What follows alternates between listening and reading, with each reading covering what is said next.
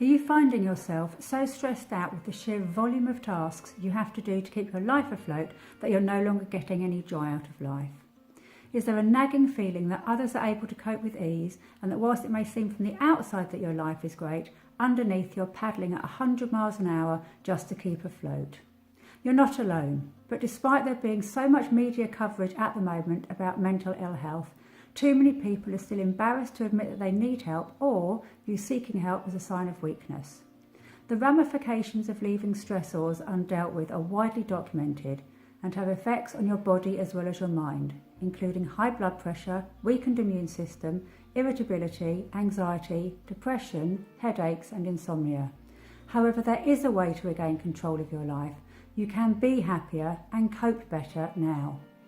Whilst you won't be swinging from the chandeliers instantly, with practice you'll be able to look at your life from a new and more balanced perspective, which will enable you to deal with your stressors effectively and begin to enjoy life again. Amy came to me hugely upset that she felt she was failing to cope with life. She had a good job, a wonderful husband and child, but just felt that life no longer held any enjoyment for her and that all the everyday tasks seemed to be too daunting. She spent most of her life in her head catastrophising about the effect her behaviour was having on her son, what other people were thinking about her, and comparing herself negatively to her peers. We worked through some background issues first, and then I taught her some simple techniques to train her mind to stop spending time on all the negative thoughts that her mind kept presenting her to deal with. Amy left me with an enormous sense of inner peace and the knowledge that she had overcome what was holding her back. She had a newfound ability to deal with all that life had to throw at her. She told me she was able to enjoy life again and that she had got her happy back. And after all, isn't happiness what we all want from life? There is a wonderful quote that worry is a misuse of the imagination. What happens when we overstress about things is that our mind constantly presents us with things to analyse, some of which might need attention, but a lot of which don't. They are made up of worst case scenarios which, if you're brutally honest, will probably never happen.